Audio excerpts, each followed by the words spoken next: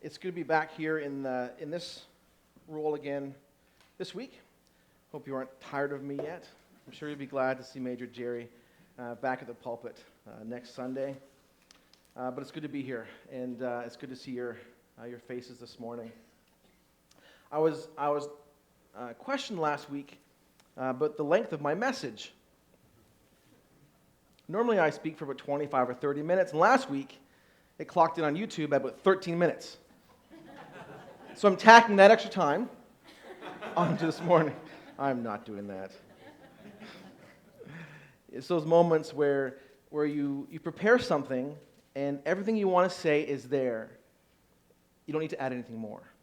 And I did that last week and again this week. I don't want to keep you longer than you need to be here. God's word is important, and I want to get through the truth of that this morning again. So this morning is part 2 of what I've called Stuff the Bible Says. It says a lot of things, and I want to talk about some of those things this morning. But first, I want to briefly recap last week. I spoke of how we need to affirm within ourselves from time to time the fact that we are loved, we are redeemed, and we are pursued. We are children of God. I spoke about God's love for each one of us. I spoke of how God is a jealous God, that He wants us to worship Him and only Him. He commanded it in Exodus 20. We heard about how His sacrificial love for us sent His Son to be our Redeemer. And because of that redemption, we can be truly free. And finally, I referenced that we are pursued. Jesus is knocking at the door of our lives, wanting to come in. He wants a significant relationship with us. He wants our heart. Today, this morning, we take that another step further. We all have ideas as to what is important in life. Family, pets, post-secondary education, a healthy lifestyle perhaps, fast car, our team winning the championship. Any Cubs fans out there? Home decor worthy of a magazine cover. I'll suggest this morning, however, that nothing is more important than our relationship with God. I ended last week with an invitation for anyone interested to come and kneel at the mercy seat as an act to open that special door that Jesus is knocking on. And I use these words from Revelation chapter 3.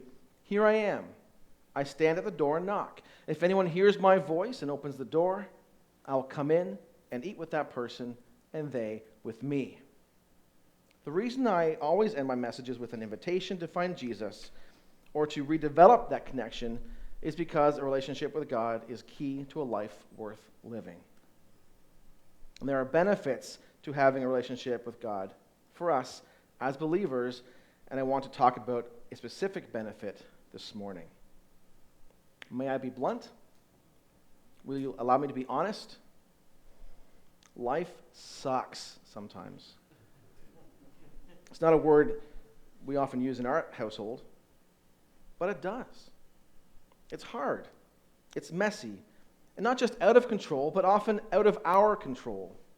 We try, we plan, we organize, we make rules and schedules and lists. As parents, we teach our children about making decisions, but we know in the back of our minds that decisions aren't always ours to make. Things don't go our way. We make mistakes. We say the wrong things, we do the wrong things. We hurt people, we get hurt. We do the right things, and the outcome isn't always what we expect. We offend, we get offended. Too much a month, not enough money. Too much money and bad choices. Hindsight comes too late in the process. Always. With life comes challenges we'd rather do without. Illness, poor finances, unemployment, bad friends, lost opportunity.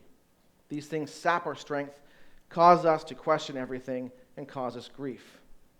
We hurt, we stumble, and we fall. Sometimes very badly. It's pretty bleak, right? It's no wonder, really, why addiction is rampant today. And this is where our relationship with God comes into play in a very big way. Listen to how Psalm 18 is introduced. For the director of music, of David, the servant of the Lord, He sang to the Lord the words of this song when the Lord delivered him from the hand of all his enemies and from the hand of Saul. David was going through challenges. Life was tough. It was messy.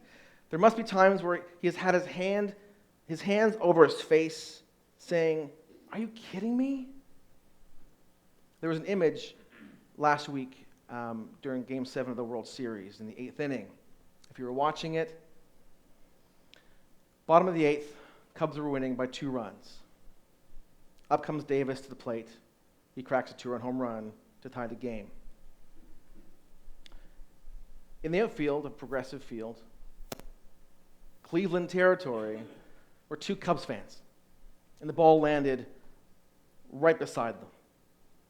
And on the camera, you can see the Cubs fan put his face in his hands and just shake. That 108-year curse was only a few outs from being broken. As the ball landed, that fan became totally dejected, emotionally wrought, frustrated, while his enemies around him celebrated, danced, and cheered. But David, because of his relationship with God, was delivered. And so David started singing to God. He said, "I love you, Lord, my strength. The Lord is my rock, my fortress, and my deliverer. My God is my rock, in whom I take refuge, my shield and the horn of my salvation, my stronghold." Psalm 18 can be broken down into several different parts, but there are 3 significant parts I want to touch on this morning. I just read the first part, which is an acknowledgement of who God is, how David feels about God, and the foundation of their relationship.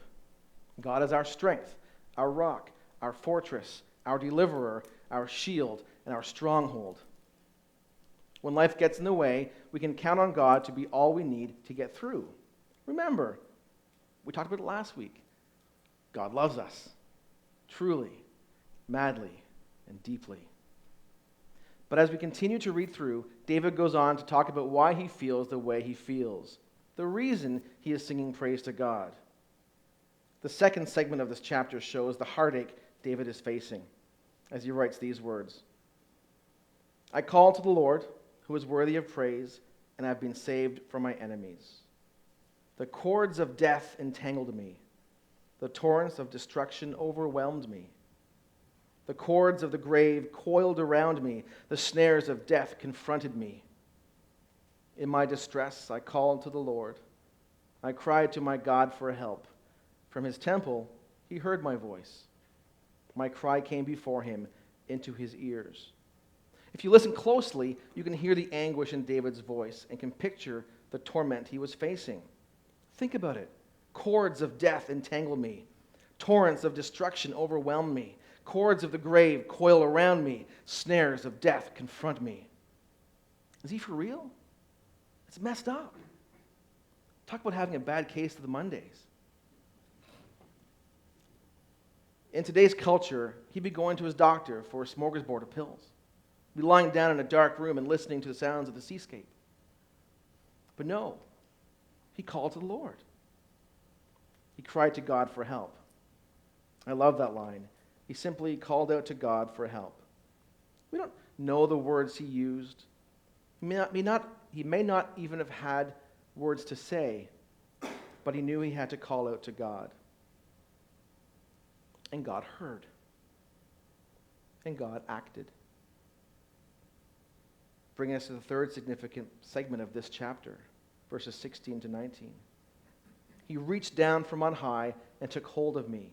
He drew me out of deep waters. He rescued me from my powerful enemy, from my foes who were too strong for me.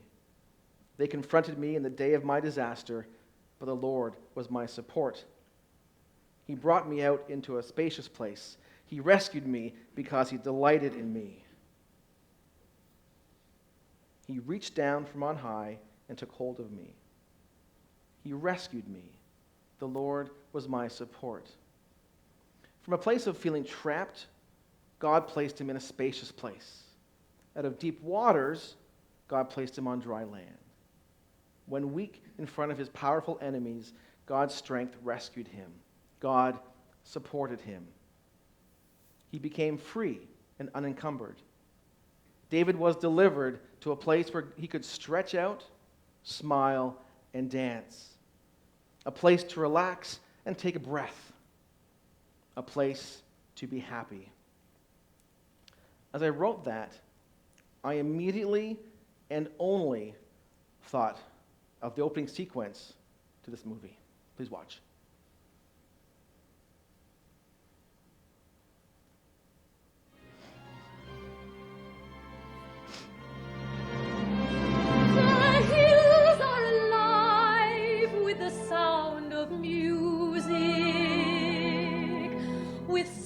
Have sung for 1,000 years. The hills fill my heart with the sound of music. My heart wants to sing every song it hears. My heart wants to beat like the wings of the birds that rise from the lake to the trees. My heart wants to sigh like a chime that flies from a church on a breeze, to laugh like a brook when it trips and falls over stones on its way, to sing through the night like a lark who is learning to pray. I can see David doing that, dancing and singing and running through the fields. It's not a favorite movie in our household. I'll probably hear about it later on from my wife, showing that clip. But I know that many do like that movie, and it may just resound with you this morning. Maria is in her happy place. She's singing and she's dancing, acknowledging the beauty around her. When David was rescued, he sang and he danced and he gave praise to God. What God did for David is beautiful. That's a relationship. That's love. David cried out, and the Lord heard and helped him. Have you ever had to call out to God? Have you ever been in it so deep that you couldn't do it on your own? Did you feel ensnared and trapped or alone? I found myself in that position back in 2004 when my perfect life got turned upside down. With 2 young children, my wife at the time decided she wanted to move on. I remember feeling like I was in a dense fog. I was confused and scared, embarrassed, sad, and angry. I remember like it was yesterday. I was lying in my bed, I was weeping and crying out to God, when all of a sudden I felt an immense feeling of water rushing over me, like being in a waterfall, and I immediately felt at peace. I cried out to God, and he heard my voice. He reached down and he comforted me. He set me free from the emotions that were tying me down. What God did for David, what God did for me, he can do for you if you call out to him. He can have you singing what David was singing. The Lord is my rock, in whom I take refuge. Plant your feet securely on this rock. Build your life on it. Get away from the sandy shorelines. Sure, the sunny surf and the palm trees are enticing, but the sand blows around. It gets washed up. It's not solid. Build on rock. The Lord can't be moved. He is solid and he is strong. Let the events of life be the blasts that create holes and crevices that allow you to dig deeper, creating even stronger footings. The Lord is my fortress. Ask him to wrap his arms around you. Allow him to protect you against the insanity of life. Those things we use to try to make life easier. The to-do lists, the schedules, the errands, all the things that take us away from the one we need to be focusing on. Your heart needs to be protected. The Lord will guard you. The Lord is my deliverer. We get weighted down. We get restricted. He can pull you out of that mucky, miry clay and place you in a spacious place. Not too long ago, I was walking around the outside of my new house, and my shoe got stuck in the muddy clay. My foot came out, my shoe didn't, and my foot went right into the clay in front of me. I smiled. I scowled first. Then I smiled. And a song came to mind, and I started singing, "He lifted me from the miry clay. Oh, what a happy day." We need to break out the songs of faith. Some good songs in there. For all you old school Salvationists, you'll know what I'm talking about. Life can be sticky. God can pull you out and place you, deliver you into a happier place. The Lord is my shield. When you are down and weary, you're tired and exposed, you need God to shield you more than ever. Let God protect you from the flaming arrows that Satan throws your way. And he'll cover you, and he'll keep you. All you need to do is understand your burdens and that you alone cannot handle them. We all have circumstances in our life, and we can feel buried by them. But you don't have to live under the circumstances. You can call out to God. So often we say, or we hear others say, under the circumstances. Don't allow the circumstances to get on top of you. Be in control by letting God be in control.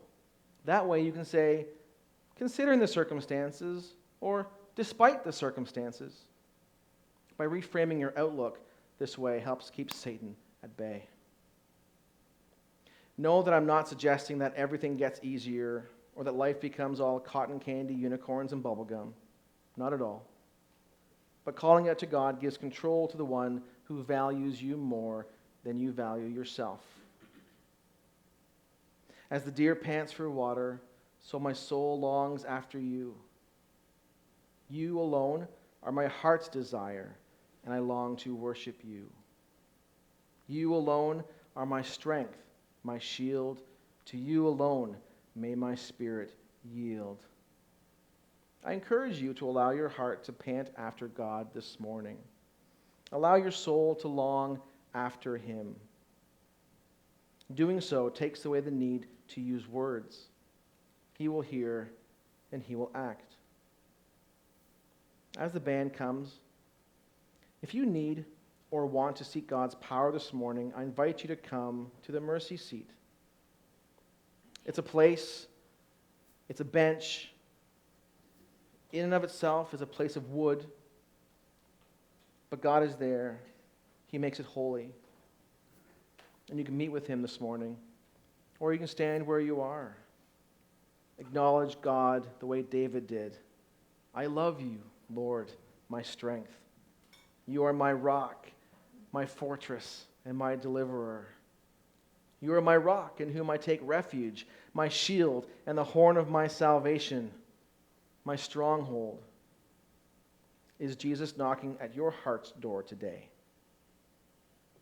Answer the call. And when you call out, God will answer. As the band plays, come, stand, seek God right now, and build your relationship with him so that when you call out, he will answer.